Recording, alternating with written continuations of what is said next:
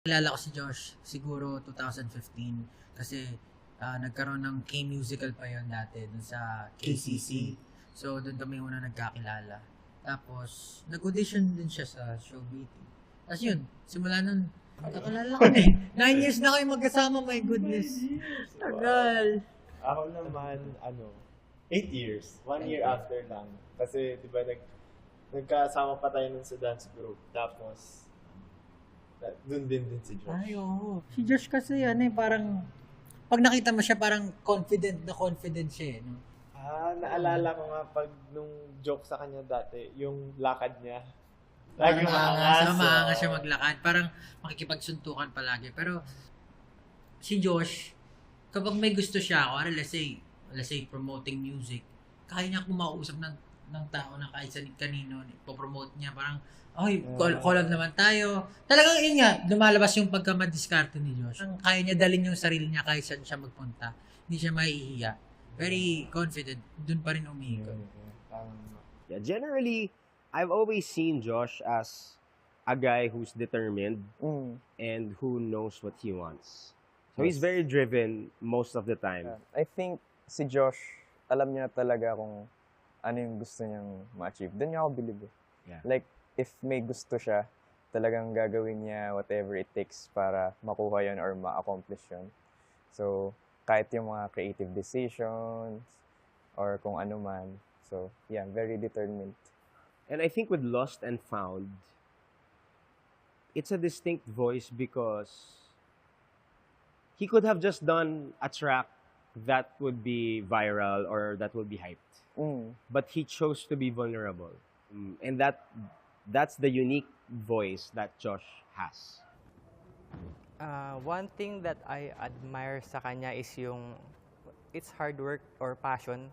Kasi if may gusto siyang gawin, magfo-focus siya doon and then i-make sure niya na makukuha niya yung gusto niya. Sobrang passionate niya sa lahat ng ginagawa niya. We've been to tournaments.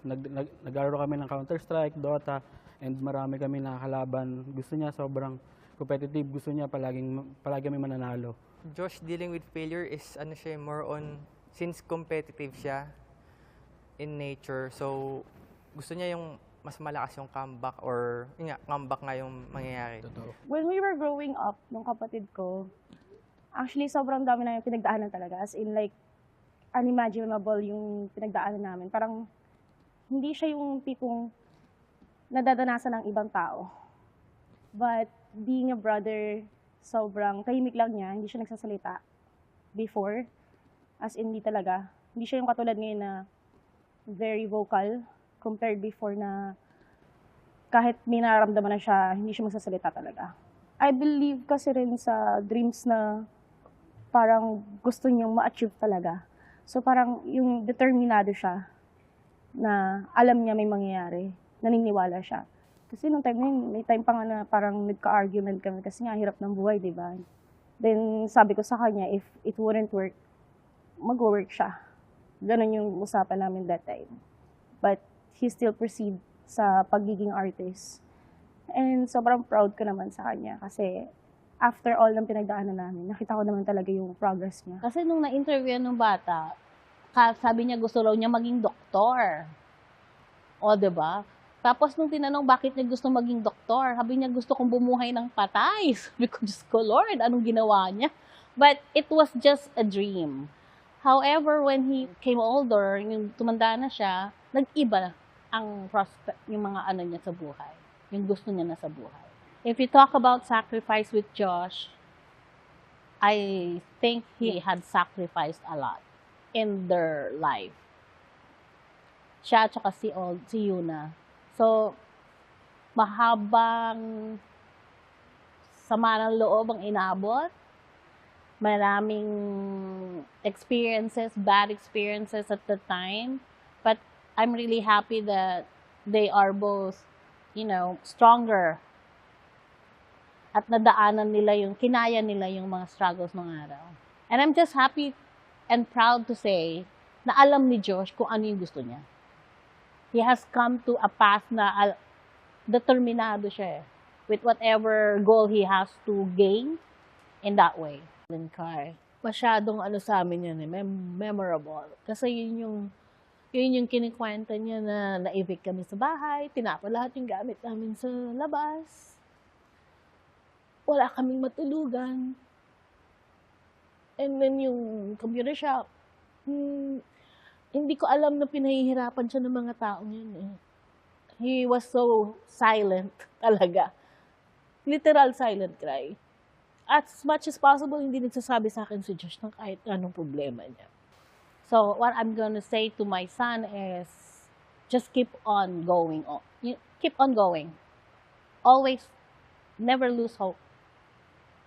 Kasi kakayanin niya, no matter what.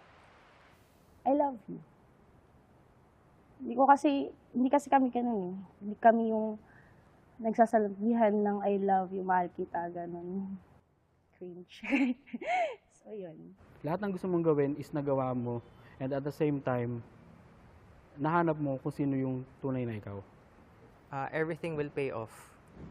Kasi, yun nga, based on yung experiences niya before, kung nasan siya na ngayon. Kasi, diba, at some point, meron na siyang almost giving up. So, parang yun yung more on heads up, na don't give up. Bro, sobrang laki ng potential mo. Tuloy mo lang kung ano yung ginagawa mo. And you'll go far. Yeah. Yeah. Same. I'd say, bro, it's gonna get global. Like whatever you think you're doing is gonna be out there, not just in the Philippines, but it's gonna be a global thing, and all the struggles that you've been through, worth it yun sa kung ano mangyayari in the future para sa inyo. Yeah. Happy birthday, Josh. I hope na masaya ka sa concert mo ngayon, and syempre, pinakaunang concert mo yan as a solo artist din. So, I'm sure na sobrang saya mo, and isa yan sa mga hindi mo makakalimutan. Gusto lang kita i-good luck lagi sa lahat ng mga achievement na makakamit mo in the future and makakamit mo ngayon. Gusto lang namin makita yung success mo sa kung ano man pinapangarap mo. So, ayun, God bless with that, and pagpatuloy mo lang mga ginagawa mo. For Josh, I know you're doing great, and I know you're very happy doing your solo career as a solo artist, and I know marami ka pong plans for yourself and of course sa mga supporters mo and for your family din. So sana lahat yan magawa mo. Basta continue on the things that you love to do, and lagi mong isipin din yung sarili mo, mag-ingat ka palagi, and yung health mo. So ayun, for your concert, do your best and good luck. Congratulations, Kagad. Josh, magtimpi ka lang kasi mahirap na pag naputol yung kadena. Yeah, sana makita mo yung kung nasan ka na ngayon because of those things. Pero wag mo lang kakalimutan nga na it's okay na hindi maging perfect.